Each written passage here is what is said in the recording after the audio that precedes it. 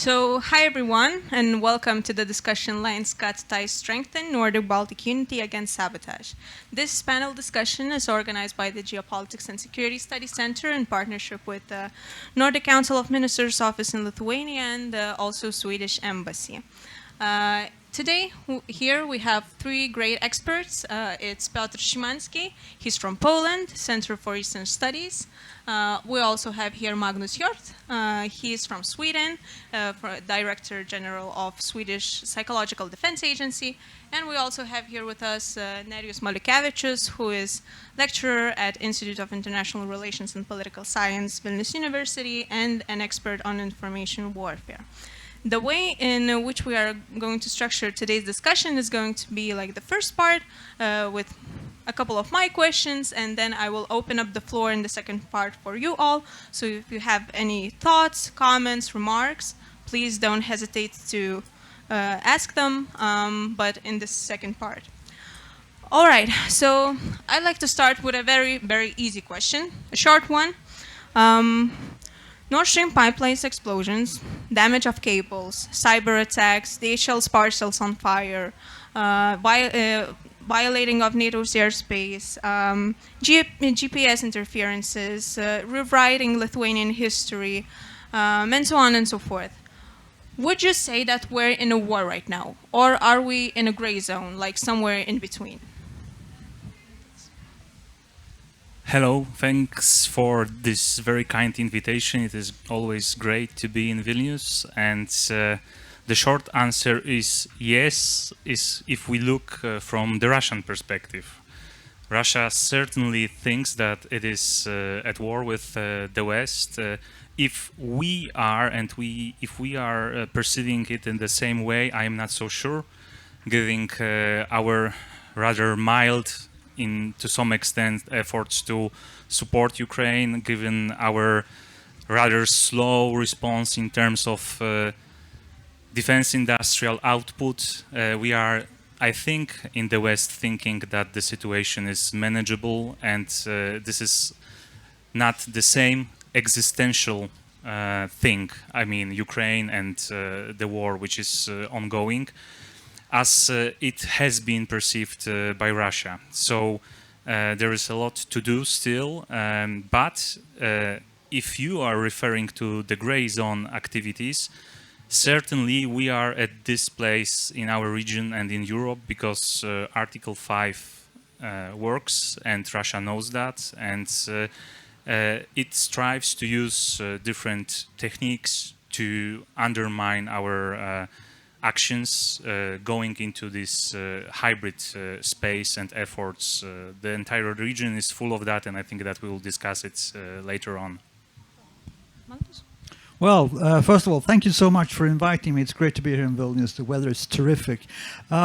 We've been saying now in Sweden for a few years that we are in the most dangerous security situation since World War II. But our Prime Minister took this one step further at our annual conference of People and Defense in the northern Sweden in January this year, when he said, Sweden is not at war, but there is also not peace. And I've been saying for quite some time that we are in a conflict with Russia.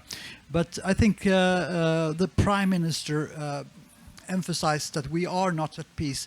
And we are in a situation where I think we must accept that Russia says that regards this as an information war with the West.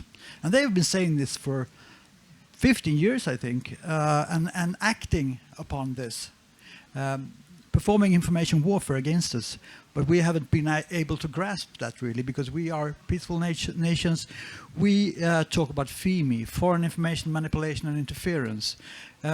But actually lately I've been actually addressing this as what we are facing is information warfare, and we must accept this and act accordingly, because otherwise we will never be able to counter it.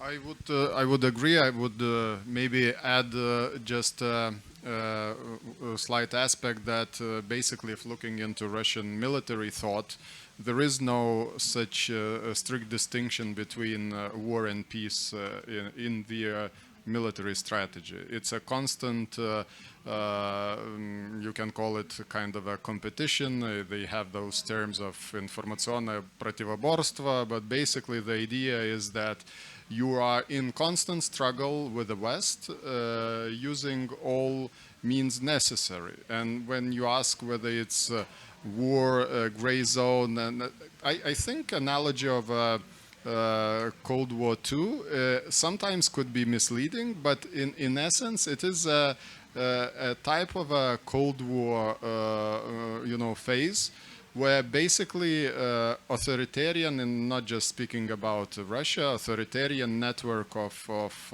actors, it's Belarus, it's Russia, it's North Korea, it's Iran, they are cooperating in this grand struggle with the West. The problem from our perspective is that we do not grasp this reality, and we do not cooperate enough to really stand the fight in this new Cold War.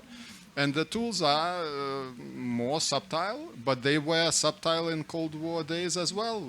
In Cold War days, not everything was dealt militarily. It was as well active measures, sabotage, killing of dissidents, be it in London, on London Bridge or elsewhere. So, I mean, we somehow very conveniently forgot the history of how Soviet-Russian machinery works against us.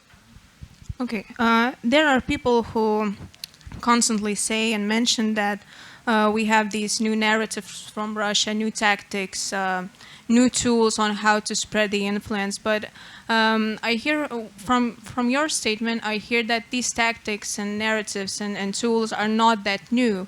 Could you please expand on that a little bit?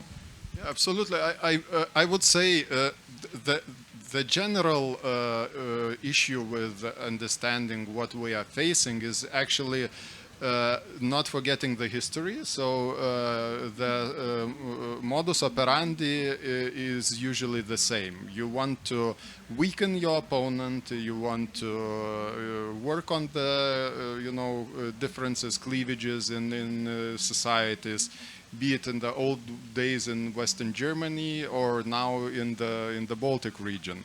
But then you amplify everything with new technologies, and that's the whole, simple as that idea. In the old days, if you wanted to create a network of useful idiots around Europe, you did it manually. You had KGB agents work the networks. You can go through the history of Mitrokhin archive, how you needed to penetrate all the peace movements, friendship movements in order for them to be on the same page with the Soviets. Nowadays, you don't need those human networks. You need social networks. You need virtual technologies to spin the maybe sometimes new narratives, but in essence the same dividing narratives that makes us in the West weaker. All right. Do you have something to say? Yeah, I would agree. I see many narratives that are the same, many tactics are the same, but technology has evolved so much, so fast. If you read stuff from the 1950s, they were also thinking technology has evolved so fast. We now have television and we have the radio and we have But today, since last 20 years ago, internet, smartphones, social media, and now AI technology is evolving extremely fast, and this makes it so much easier to produce false text, video, etc. It's by the minute, almost, it's getting more difficult for everyone to distinguish an AI-produced image or video from a real one. So we need to step up our work and do better. And I think we need to do it together. Doctor, do you have something to add? Yeah, I just can add that we often, I think, underestimate how our opponents are smart in using these techniques. In the case of Poland, we are frequently receiving these types of questions. So what are these active measures and hybrid operations against Poland? So we have like a set of different techniques they use. Just try to use GPS signal in the vicinity from Kaliningrad. Jamming, there are different suspicious fires in Poland, and several things that are happening. But the most dangerous and the most difficult to combat is Russian propaganda. But is it a pro-Russian propaganda? Of course not, because you have to be stupid to pursue pro-Russian narratives in Poland. So what they do? Anti-Ukrainian.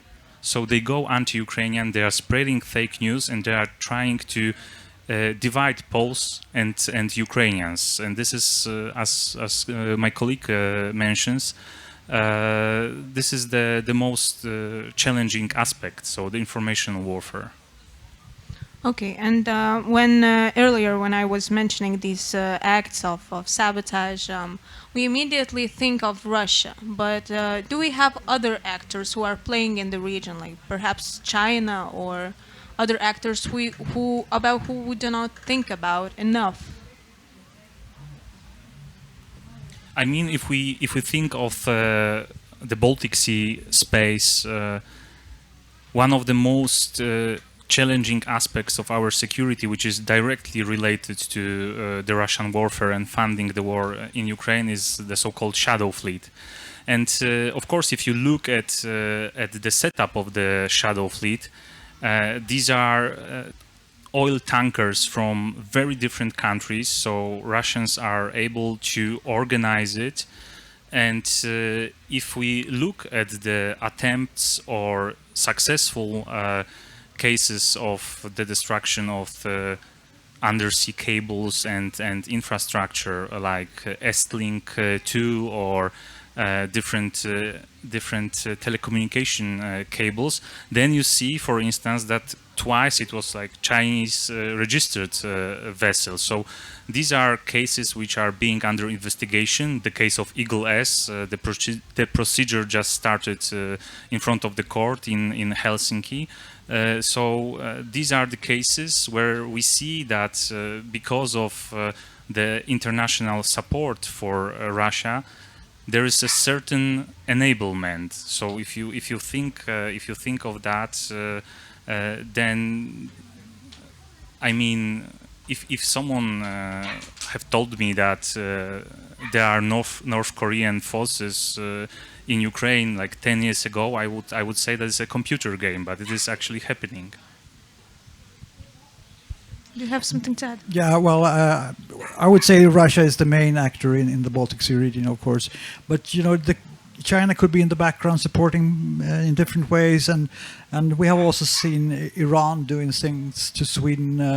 We have reports on them using criminal networks, Swedish criminal networks, to perform various attacks on, for instance, Israeli embassies. And so we see different actors.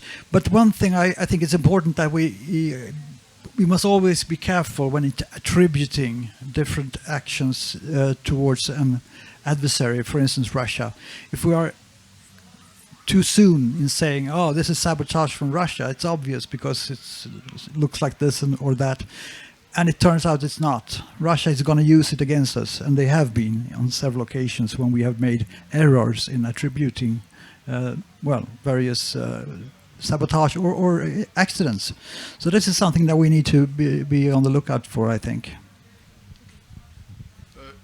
I would maybe add several issues. One is that definitely the plausible deniability is the strategy that Russia uses against us, and our inability to be straight in attributing the blame on the perpetrator is the biggest challenge. I usually say, you know, Russia is working like a mafiosi state. When the head of mafia says, you know, I have a headache, who will get rid of this headache for me?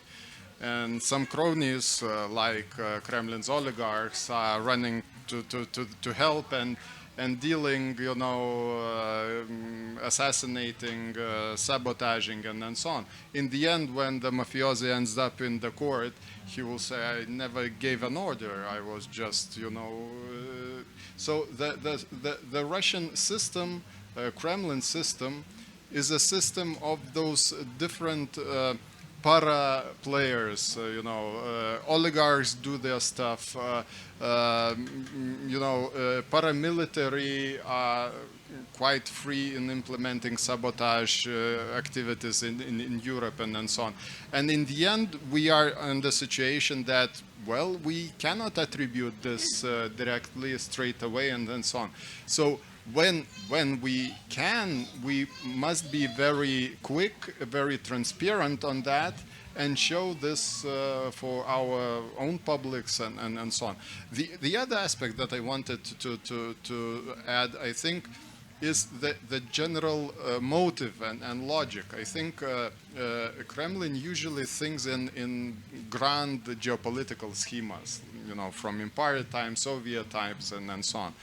And basically losing the geopolitical control of Baltic Sea with Finnish and Swedish entering, NATO, I think this is a big blow for Kremlin, and this is the way they are now regrouping and rethinking how to, get back in Baltic Sea, how to get control in Baltic Sea, and so on. And in many ways, the sabotage actions can be just a kind of a testing operations and other things and so on. But I think we need to understand that more is to come, because Putin cannot leave this as it is, in the Baltic Sea. Okay, so if there is then more to come, and we're talking about Nordic-Baltic cooperation, usually we hear political statements, and we are unified in political aspects such as the war in Ukraine, we are supporting Ukraine, we are declaring it, and in terms of security, defense, and so on and so forth. But these are mostly political statements. And since the situation is getting worse and worse and worse, how do we need to raise this unity to a higher level, to more practical level, to be aligned not only in the response of to the acts of sabotage and other acts, but to prevent those events from happening? Do we need to raise our cooperation to a higher level? And how do we do that? I think that there are certain measures in place already. If we are discussing the Baltic Sea region, just to name Baltic Sentry, which was originally planned for several weeks, and we see that these measures, since it is not a NATO mission, because some countries don't agree, but still we have these vigilance activities in NATO's language in the Baltic Sea region in place in order to prevent any further incidents or attacks on the critical infrastructure. But we see different cooperation formats where countries willing to engage more in different kinds of cooperation are doing so. And I think that this is something very good. We have a very interesting case of the Bucharest 9 group, which was established in 2015 by Poland and Romania. And it was basically under the presidents, and through this organization, the eastern flank countries strived for enhance NATO's presence in our region in order to increase deterrence against Russia. And we achieved this goal to a large extent, but over the recent years, there has been many differences between countries like Poland and Lithuania, and for instance, Slovakia and Hungary on Ukraine, on Russia. And we suddenly recognize that we are much closer in terms of sanctions policy, in terms of energy cooperation, in terms of understanding Russia, in terms of aiding Ukraine, to Sweden and Finland, which were outside of NATO. So it is very interesting to see how flexible some formats are to adapt, and it was a B9 summit in June 2024, and this June in Vilnius here, where there was no common statement. It was only a statement by a host country and Poland and Romania. But the trend is very good from my perspective. I mean, because in 2024, there was a representation from Sweden and Finland, and this year in Vilnius we had all Nordic states. So we see that there is like a certain field of overlapping interest, and countries which are willing to pursue the cooperation are always finding ways through, even in a format where you have Slovakia and Hungary. Well, the answer is yes, of course. We need to cooperate more. I think we need to go from analyzing what Russia is doing to actually counter it. We need to join forces in a better way. We need to understand that Russia will try to interfere with every election in Europe. And we need to be ahead of that.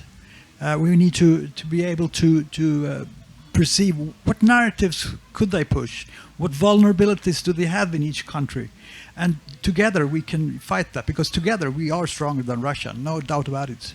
But if we are divided, if we are only analyzing afterwards, well, we saw that, we saw this, well, we could see this, then we could be losing it.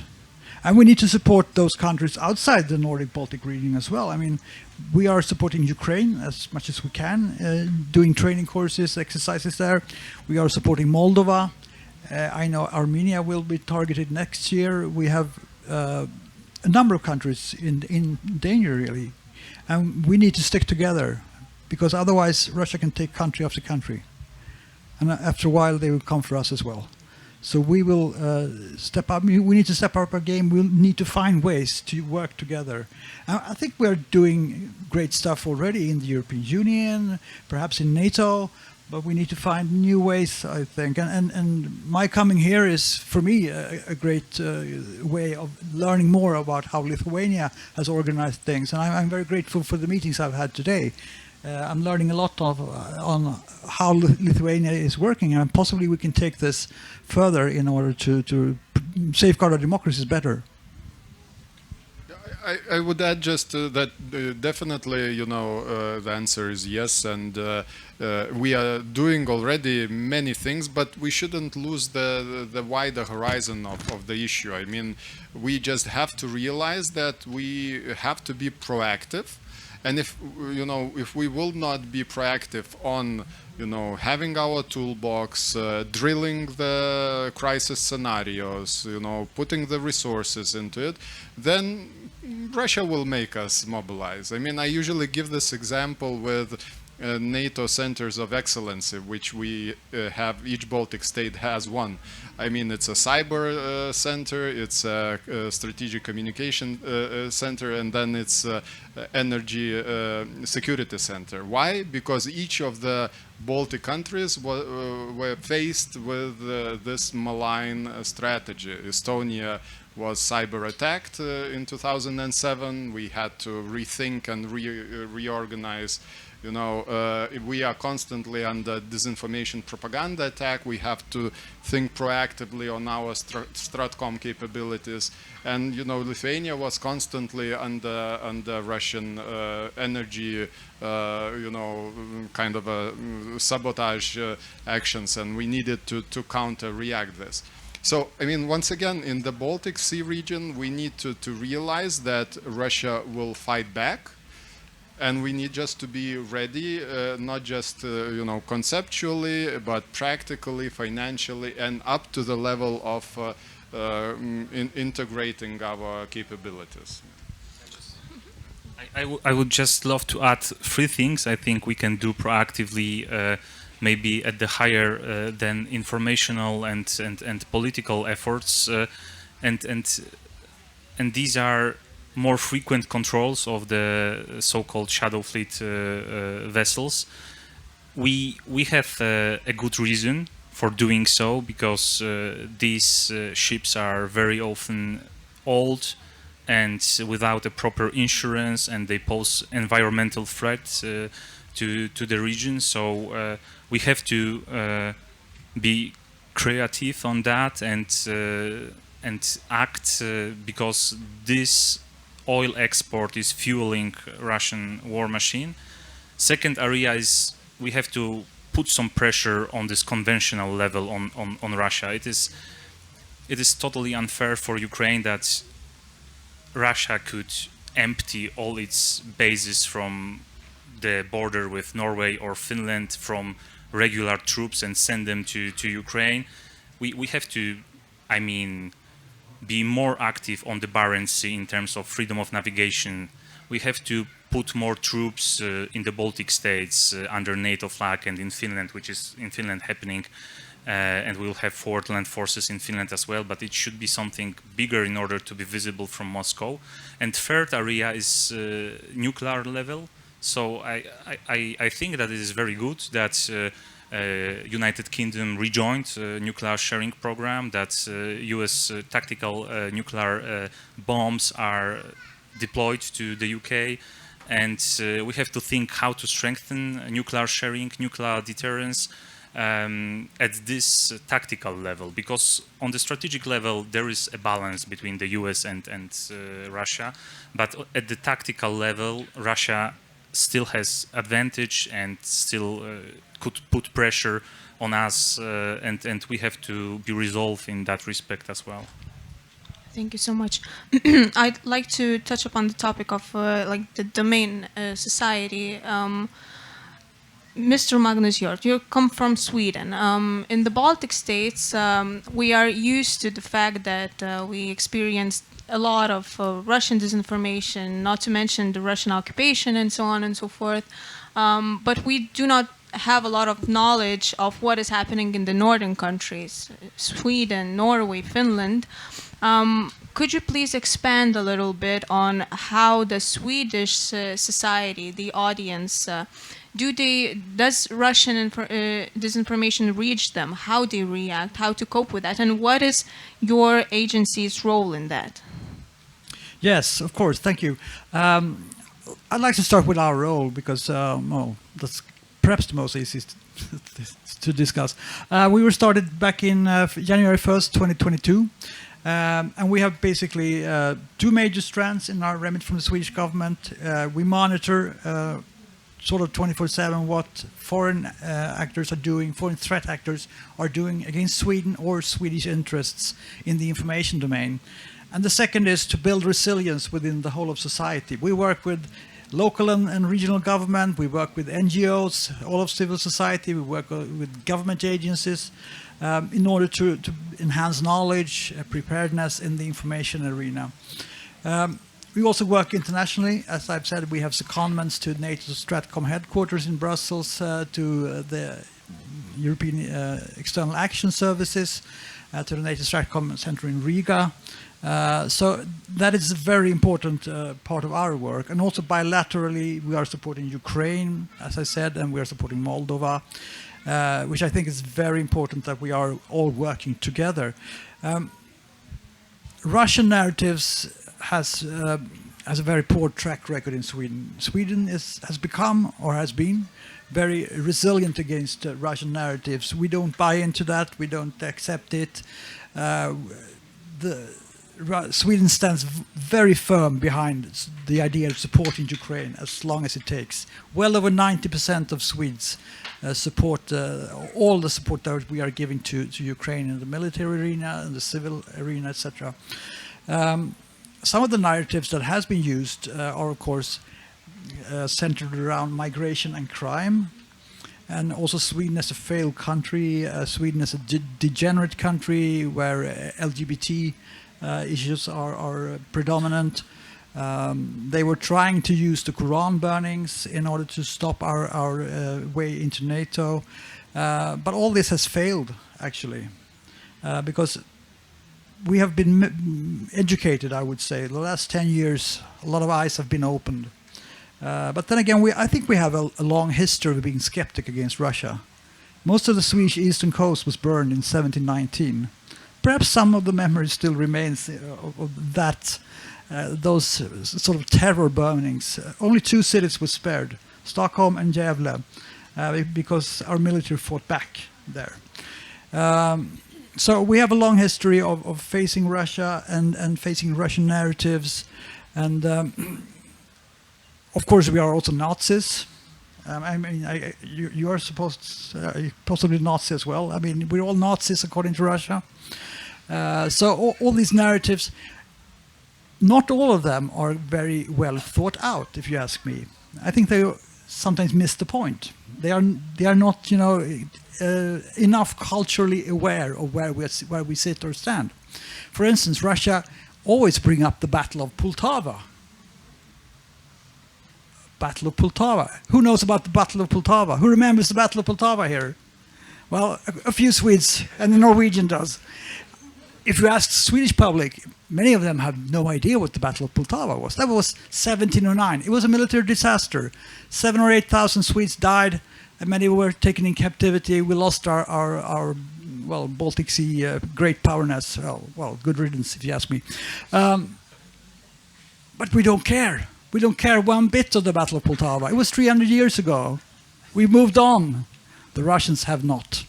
They still think Battle of Poltava is a pinnacle of our history. And this is something that really hurts the Swedes if we bring up the Battle of Poltava. So this is being brought at us quite often, actually. Remember the Battle of Poltava? No, we don't care. Actually, we don't care. There was some posters outside the Swedish embassy in Moscow portraying some famous Swedes as being Nazis. One of them was Astrid Lindgren. Do you know Astrid Lindgren? Was she a Nazi? Shouldn't think so. No? Pippi Longstocking? No, she's no Nazi. It just goes to show that they do not understand how we work culturally. So they're having difficulties to reaching us. But of course, crime and migration are things that are bothering us. Those are things that are in the public debate. There are different aspects of this, of course, that you can polarize and try to polarize. They have not succeeded as yet. And we will try our best in order to stop them from succeeding. Maybe two aspects, because when speaking about Poltava, we had this emotional kind of ironic laugh and so on. I think this is one important aspect when thinking about why and how they are doing this. And sometimes we are not realizing the full picture. I mean, this is the same as Putin going to Tucker Carlson, show, saying I will have just half a minute about history, and then speaking the whole podcast about history. In the States, everywhere, everyone is laughing about it as well. But the point is that while telling this story about history, Putin is having his gun on the table. So the point is that in the end, although it's all funny, although it is full of BS and lies, the story, like in Ukraine, will be supported by my military might. And the history will be the way I'm telling it.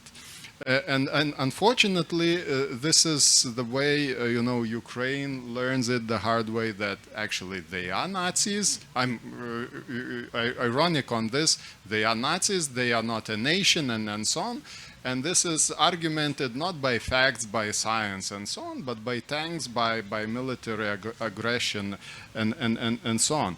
So this is an important point. Another point which I carry as a memory of discussions on psychological defense I had in Estonia was a story told by ex-Minister of Defense of Estonia, when we were discussing all the different narratives, the different strategies, and we had the same discussion that, well, most of the money and resources for those operations end up in their own pockets, meaning that this is why they look so sloppy, the grammar is sloppy, the implementation is sloppy.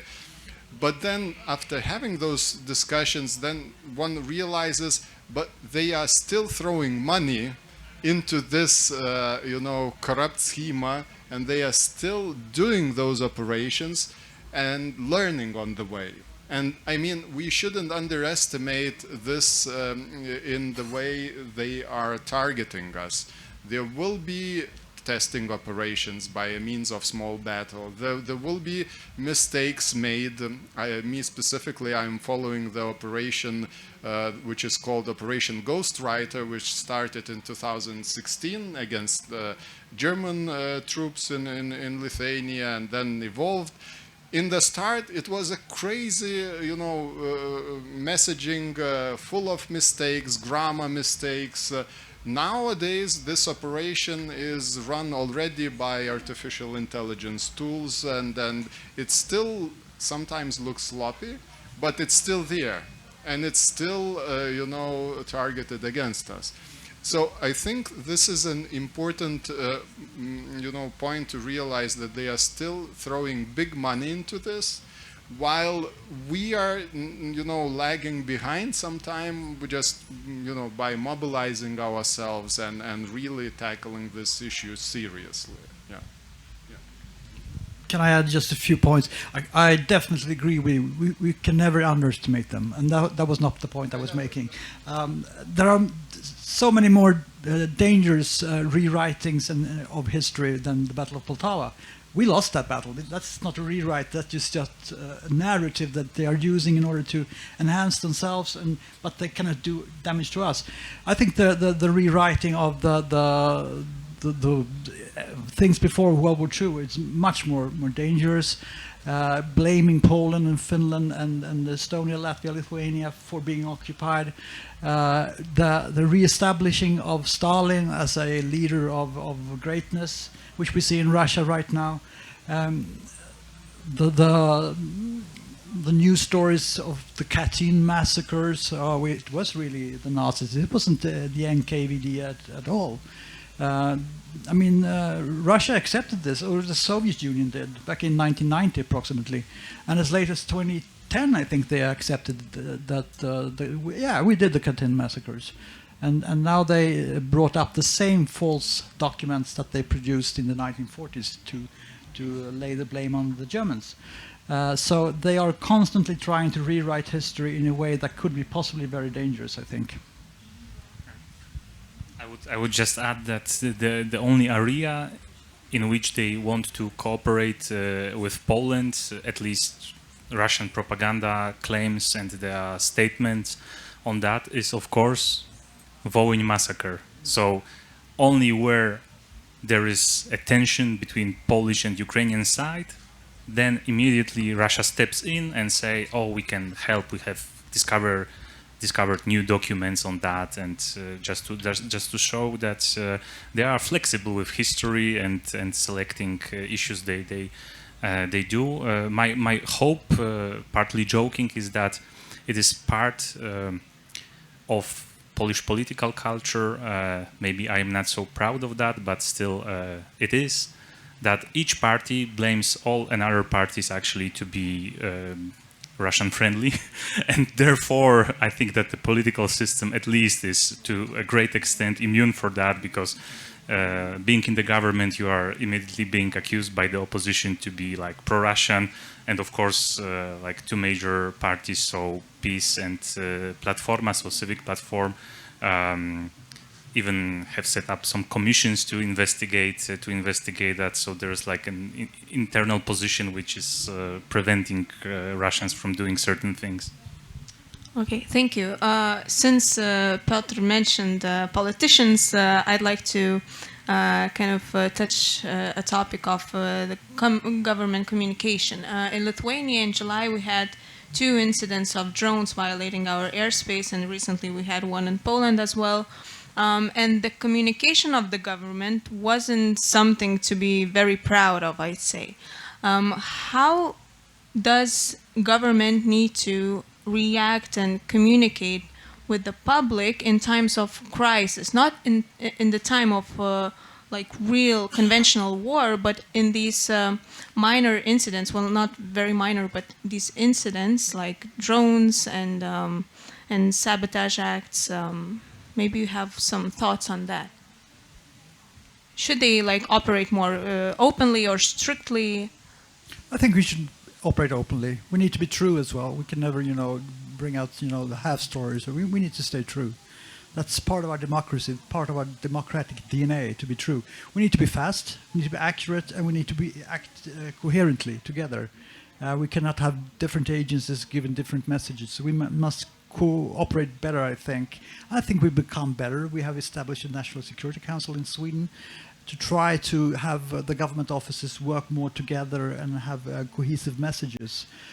We had some troubles a few years back when they had the campaign against our social services, when we couldn't really decide in Sweden which department was actually responsible for communicating. Was it defense, was it social department, or perhaps some other department?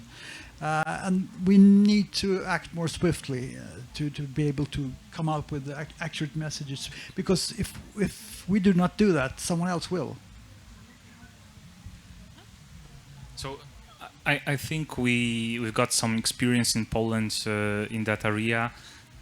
What I enjoy a lot is our texting system by the National Security Center. So each time something is happening, it can be a storm or heavy weather, we are receiving text messages, and from time to time it is something related to Russian activities. I remember 2022 when, for instance, we were receiving SMS information on fake news on radiation from Ukraine, that you have to follow government website. There is no attack on nuclear power plant in Ukraine, and there is no risk and no need for panic.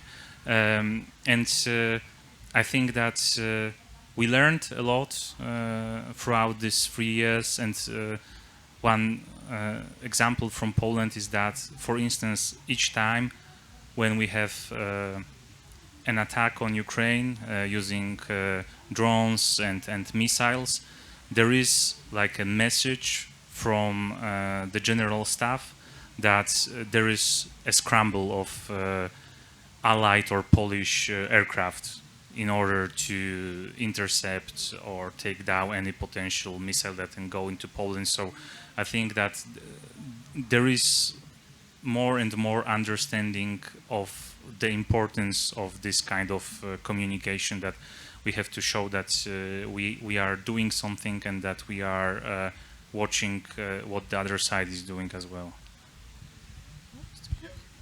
Maybe shortly, just that you don't need to imagine that you will be perfect straight away with your communication. I mean, transparency is definitely, timing is the most important thing, and you may say that things are not quite investigated and so on, and go public and show your involvement and so on. But my point from maybe Lithuanian perspective is more that practice makes perfect, and that means that you need to learn from past issues.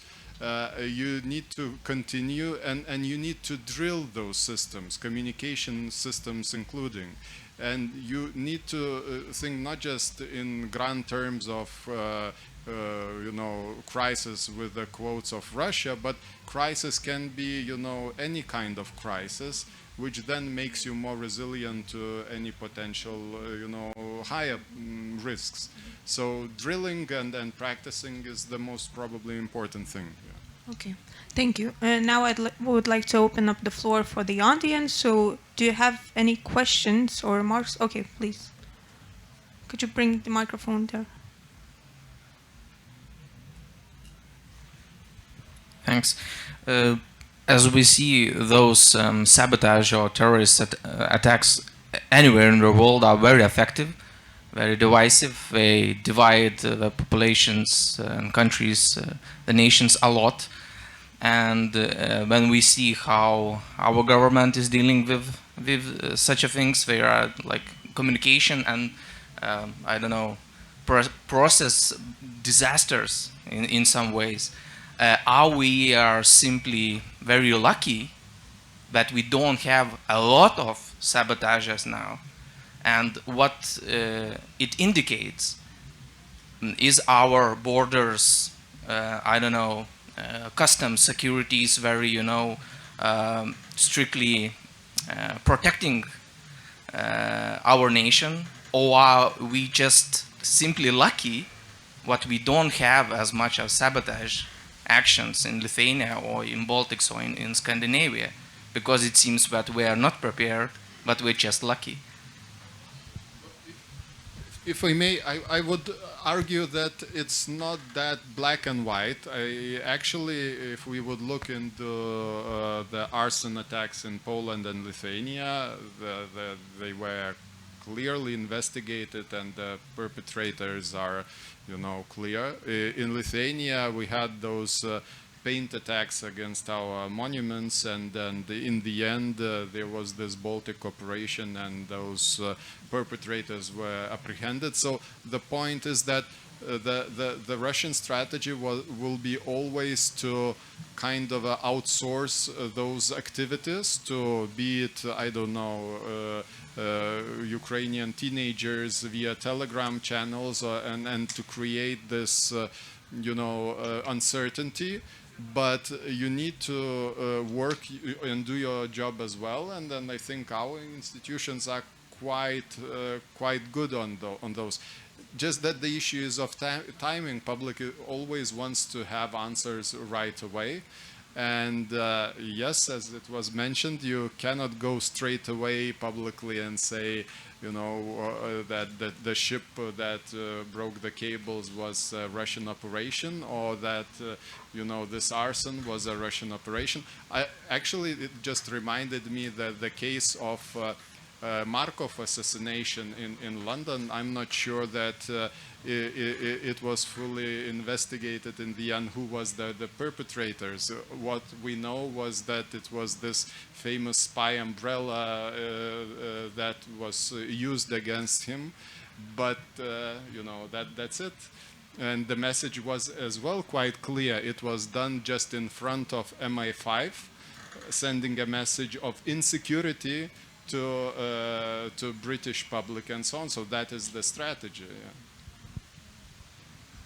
Well, we had a couple of more of those in UK, actually. The Litvinenko assassination, 2006, the Skripal case, of course. We shouldn't be afraid. I think we should be vigilant and aware about the threat from hybrid threats, sabotage, and also terrorism will be there. I mean, we had a high level of the terror threat against Sweden after the Quran burnings, which was, you know, we don't burn Qurans in Sweden. That's not something in our culture, basically. We don't burn books. I mean, we try to read books. But, you know, if someone wants to burn books, that could have consequences. And we had a terror deed in Brussels. 2 Swedes were shot just for wearing Swedish football shirts. So those things can, you know, come upon us, even though, you know, it's not in anything we have been done. So we need to be aware, not afraid, but prepared. Yes, and maybe I would just shortly add that many things are ongoing covertly, and I think that since 2022, law enforcement agencies are doing a great job in order to keep us secure.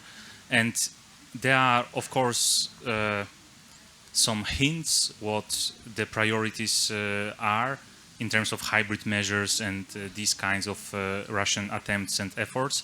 Because, for instance, Poland and Polish Internal Security Agency, so ABW, has actually re-established some of its regional offices to be more present regionally in order to prevent these kinds of attacks. So we see that it has been a priority for the law enforcement, and we don't probably know about many cases of successful actions by our own law enforcement. Do you have more questions? Okay. So thank you so much for this panel. I have a question to each and every one of you. If you get one resource to be developed that would critically improve our ability to counter Russian information warfare, what would that resource be? Long-range artillery? No, I'm joking. So, I mean, in terms of Poland, I would argue and opt for a special program at school.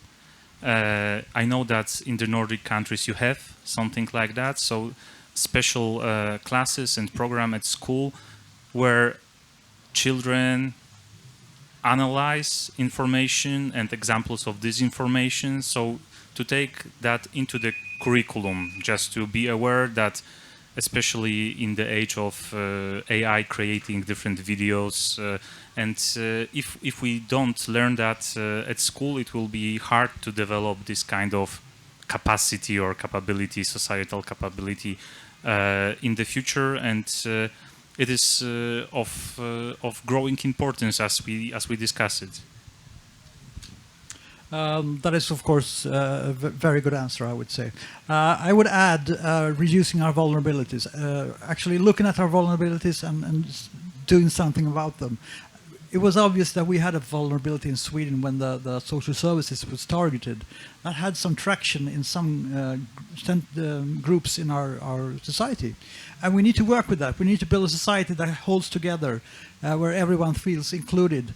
That's the only way to have a society where we have a high degree of education, high degree of cohesiveness, and a high degree of inclusiveness. That I think is the key to reduce vulnerabilities. Because if there are no vulnerabilities, okay, there will always be vulnerabilities. But if we can reduce them, it will be so difficult for Russia or any other actor to actually reach us. The simple answer is probably people, human resources. If you ask what resources, and in respect that in all levels, tactical, operational, strategic, the people that are knowledgeable with those malign operations and knowledgeable how to implement this. And it's not just a simplistic saying. I mean, you know, when, for example, there was a time when in US there was a global center to counter disinformation. I mean, it was actually the Cold War veterans that came back to fix this, to look into it, and then, unfortunately, now it is reorganized, right? But it's all about people on all layers, and in the end, it's about the strategic layer that you or us have, the politicians that are willing to follow through on long-term strategies, on building resilience, on you know, countering all those threats. So I think it's it all ends up in the era of artificial intelligence. It still ends up with the people. Yeah. I also saw a hand right there. Yeah. Yeah, hello. I'm SJ Cho from Korean Embassy, and thank you for all the discussion and bright ideas to be shared. I'm getting interested in the authoritarian regime's narrative, which is involved in which is interpreted into domestic politics. So I believe there are two ways that authoritarian narratives can make an impact into domestic politics, which is getting more polarized these days.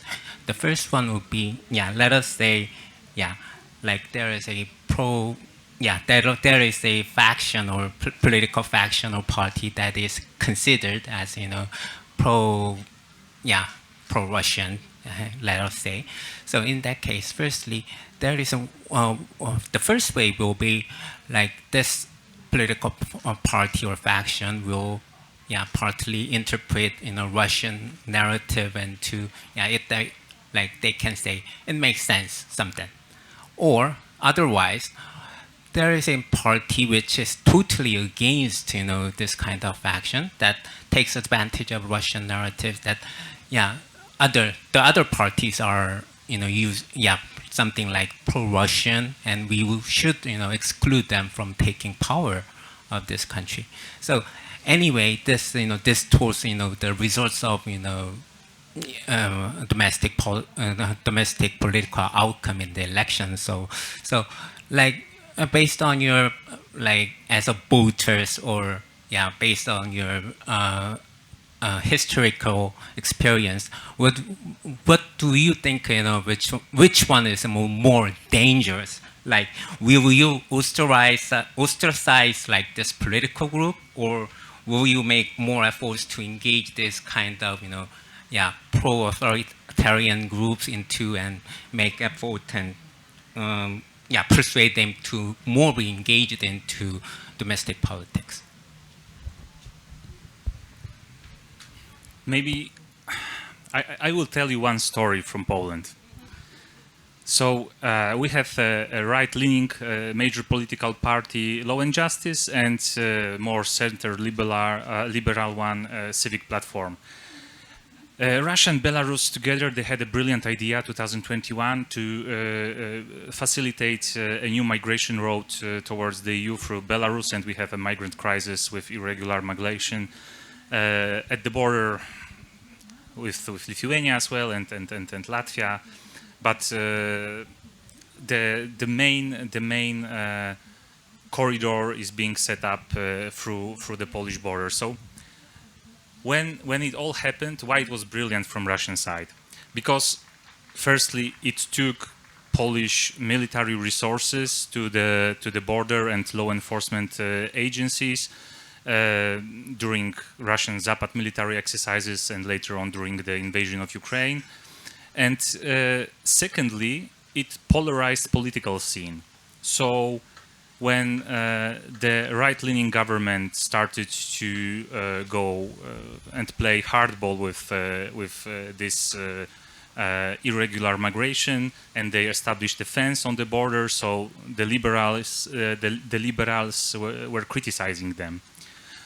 So what happened then?